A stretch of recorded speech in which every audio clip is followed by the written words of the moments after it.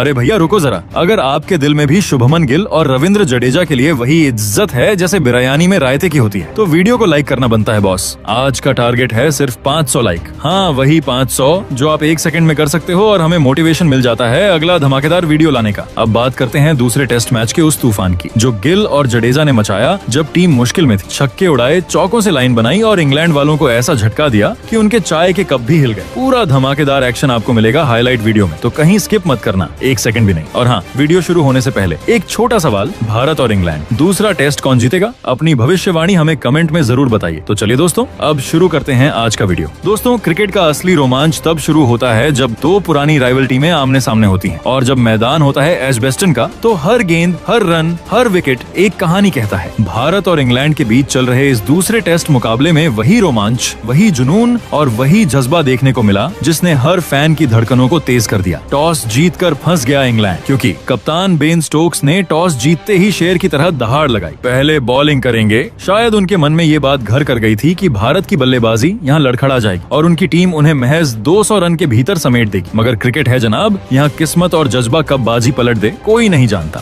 शुरुआत में ही झटका, राहुल की विदाई। जैसे ही केएल राहुल और यशस्वी जायसवाल बल्लेबाजी के लिए उतरे, लगा जैसे पुराने जमाने के वीर रणभूमि में उतर रहे हों। लेकिन युद्ध की पहली चोट भारतीय खेमे को लग गई। स्कोरबोर्ड पर सिर्फ 15 रन टंगे थे कि क्रिस वॉक्स ने घात लगाकर केएल राहुल को पवेलियन भेज दिया। 9वां ओवर था, गेंद थोड़ी अंदर आई और राहुल का बल्ला उस पर सही से टाइम नहीं हो सका। नतीजा, 26 गेंदें खेलने के बाद सिर्फ 2 रन और फिर चलता कर दिया गया। दर्शकों का दिल बैठ गया। डगमगाई टीम इंडिया, मगर मैदान पर खड़ा रहा एक योद्धा। जी हाँ दोस्तों, राहुल के आउट होते ही मानो भारत की पारी डांवाडोल हो गई थी। हर किसी की नजर यशस्वी पर थी, जो कभी किसी गेंद पर बीत हो रहे थे, कभी किसी पर बाल बाल बचते। लगा कि अगला विकेट उनका ही होगा। लेकिन कहते हैं ना, जब वक्त मुश्किल हो तभी असली सितारे चमकते हैं। और यहाँ हमारे 2 सितारे थे, यशस्वी जायसवाल और करुण नायर। नायर और जायसवाल की जोड़ी तूफानी साझेदारी। पहले विकेट के जल्दी गिरने के बाद जो जोड़ी मैदान पर बनी, उसने इंग्लैंड के प्लान की बत्ती गुल कर दी। यशस्वी ने जहां संयम और क्लास दिखाई, वहीं करुण नायर ने आक्रामकता और आत्मविश्वास का प्रदर्शन किया। दोनों ने मिलकर 75 रन की मजबूत साझेदारी खड़ी की, जिससे इंग्लैंड की उम्मीदें हिलने लगी। करुण नायर ने सिर्फ 50 गेंदों में 31 रन कूद डाले, और वो भी स्टाइल और दम के साथ। हर रन बना चुनौती, हर चौका बना कहानी। मैदान पर यशस्वी जायसवाल का हर रन एक जवाब था उन आलोचकों को भी जो कहते थे कि वो इंग्लैंड की धरती पर टिक नहीं पाएंगे। बाउंड्री पर जब गेंद जाती थी तो स्टेडियम में भारत की आवाज गूंजती थी, भारत माता की जय। करुण नायर के शॉट्स में जो आक्रामकता थी, उसने इंग्लैंड के गेंदबाजों को हिलाकर रख दिया। क्रिस वॉक्स, स्टोक्स, सबकी गेंदें करुण के सामने मामूली लग रही थी। भारत ने इस टेस्ट की पहली पारी में ही साफ कर दिया है कि ये कोई साधारण मुकाबला नहीं, ये जंग है, इज्जत की, इतिहास की और अगले टेस्ट चैंपियन की। बेन स्टोक्स का अंदाजा पूरी तरह गलत साबित हुआ और अब दबाव पूरी तरह इंग्लैंड पर आ चुका है। लंच ब्रेक से पहले तक एजबेस्टन के मैदान पर सब कुछ भारत के हक में जा रहा था। कप्तान स्टोक्स का टॉस जीतकर पहले गेंदबाजी करने का फैसला अब तक उल्टा ही साबित हो रहा था। टीम इंडिया ने न सिर्फ स्कोरबोर्ड पर रन जोड़ने शुरू कर दिए थे, बल्कि इंग्लैंड की बॉडी लैंग्वेज भी ढीली पड़ती जा रही थी। कोच गौतम गंभीर का करारा दाम, तीसरे नंबर पर करुण नायर को भेजना एकदम सटीक बैठा। जब करुण नायर क्रीज पर आए तो उनकी बॉडी लैंग्वेज में कॉन्फिडेंस झलक रहा था। बल्ला सधे हुए अंदाज में चल रहा था और रन ऐसे आ रहे थे जैसे बर्फ की वादी में झरना बह रहा हो। यशस्वी जायसवाल और करुण नायर की जोड़ी मैदान पर ऐसी जमी थी कि कमेंटेटर भी कहने लगे, लगता है टीम इंडिया आज 200 के पार तो आसानी से चली जाएगी। लेकिन दोस्तों, जैसे ही लगता है सब कुछ परफेक्ट चल रहा है, तभी क्रिकेट का ये अनदेखा स्क्रिप्ट अचानक मोड़ लेता है। 26वें ओवर की तीसरी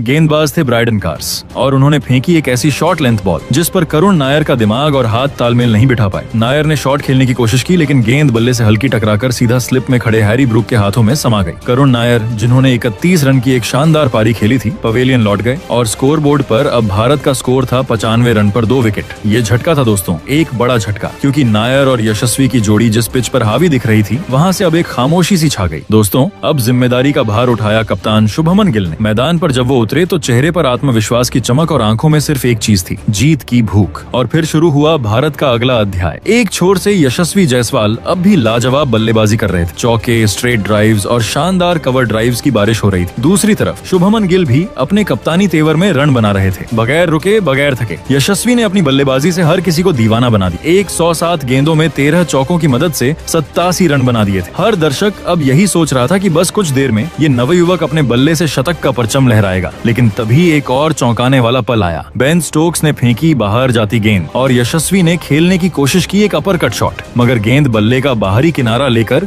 सीधा जा गिरी जिमी स्मिथ के हाथों। पूरे 87 रन बनाकर 13 चौके लगाकर यशस्वी जायसवाल पवेलियन लौट गए। और दोस्तों एक बार फिर भारत को झटका लगा। अब स्कोर था 161 रन पर 3 विकेट। पहले लंच से पहले लग रहा था कि भारत की पकड़ मजबूत हो गई है, लेकिन अब इंग्लैंड को भी वापसी का रास्ता मिल गया था। अब दोस्तों टी ब्रेक तक भारत की टीम एक संतुलन पर थी। 182 रन, 3 विकेट और मैदान पर मौजूद थे दो ऐसे बल्लेबाज जिनसे पूरा देश उम्मीदें लगाए बैठा था, कप्तान शुभमन गिल और विस्फोटक ऋषभ पंत। टी ब्रेक के बाद जैसे ही तीसरा सेशन शुरू हुआ, दर्शकों की निगाहें टीवी से चिपक गईं। अब ये सेशन तय करने वाला था कि भारत इस मैच पर पकड़ बनाएगा या इंग्लैंड को वापसी का मौका देगा। वही शुभमन गिल ने अपनी बल्लेबाजी में संयम और क्लास का ऐसा कॉम्बो दिखाया कि गेंदबाजों की हालत देखने लायक थी। उन्होंने धीरे धीरे मगर मजबूती से स्कोर को आगे बढ़ाया और अपनी 122 गेंदों की संघर्ष भरी पारी में 50 रन पूरे कर लिए। हर एक रन पर इंग्लैंड की टीम को पसीना छूट रहा था। दूसरी ओर ऋषभ पंत का अंदाज अलग ही था। वो तो अपने अंदाज में, अपने रिदम में गेंदबाजों को छेड़ने वाले शॉट्स खेलते जा रहे थे। स्लॉग स्वीप, रिवर्स स्वीप,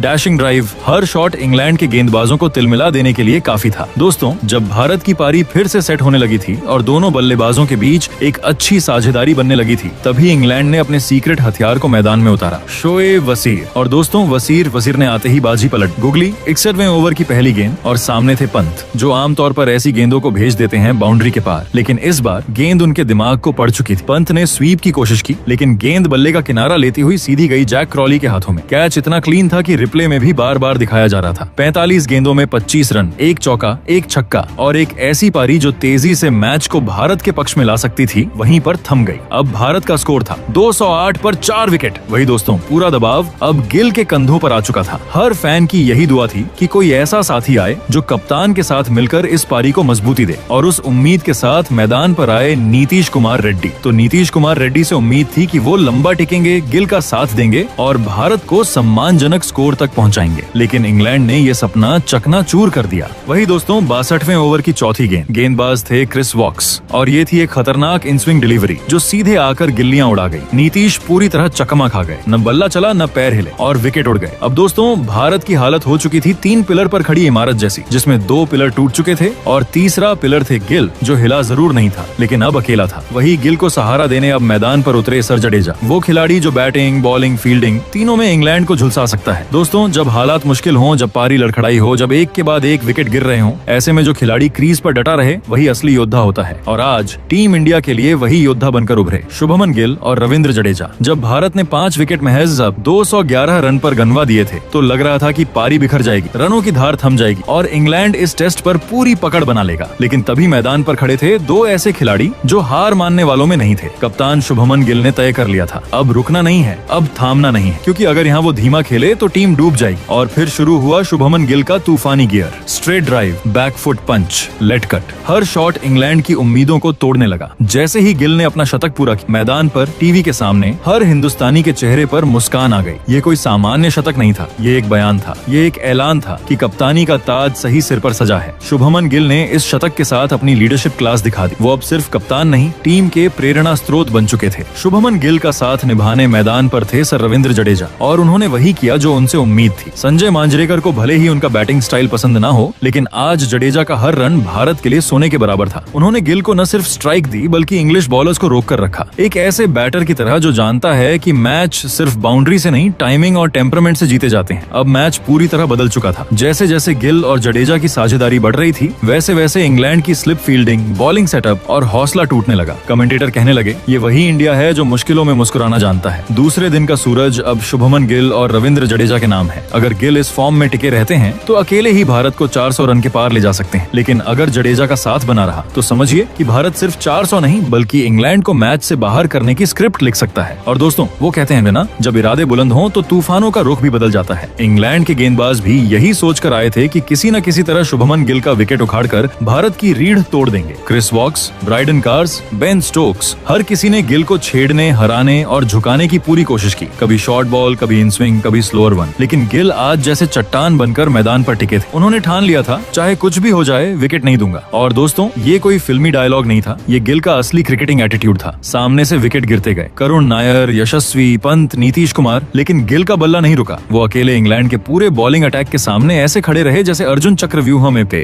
अकेले लेकिन अड़िग। धीरे धीरे इंग्लैंड के गेंदबाजों की बॉडी लैंग्वेज भी टूटने लगी थी। अब वो गिल से विकेट लेने की नहीं, सिर्फ ओवर निकालने की कोशिश कर रहे थे। दोस्तों अभी मैदान पर आना बाकी है। वॉशिंगटन सुंदर, आकाशदीप और मोहम्मद सिराज, ये सभी खिलाड़ी निचले क्रम के वो तूफानी बल्लेबाज हैं जो अगर पिच पर कुछ देर टिक जाएं तो रनबोर्ड को रॉकेट बना सकते हैं। अब शुभमन गिल के पास मौका है भारत को 400 के पार ले जाने का, और अगर जडेजा या सुंदर थोड़ा भी साथ निभा दें तो इंग्लैंड के लिए मुश्किलें बहुत गहरी हो सकती हैं। अगर आप भी जानना चाहते हैं इस टेस्ट मैच का पल पल का हाल, लाइव स्कोर भी, बॉल बाय बॉल अपडेट्स और हाइलाइट्स, तो हमारे चैनल पर आपको सब कुछ मिलता रहेगा। अब बारी है आपके क्रिकेटिंग दिमाग की। आज के इस बल्लेबाजी प्रदर्शन को देखते हुए आप टीम इंडिया की बैटिंग को 10 में से कितने नंबर देना चाहोगे? अपनी कीमती राय हमें कमेंट करके जरूर बताइए। अगर आपको ये जानकारी अच्छी लगी हो तो वीडियो को जरूर लाइक कीजिएगा, और अगर आप हमारे चैनल पर पहली बार आए हैं तो सब्सक्राइब करना बिल्कुल मत भूलिएगा। तब तक के लिए जय हिंद, जय भारत।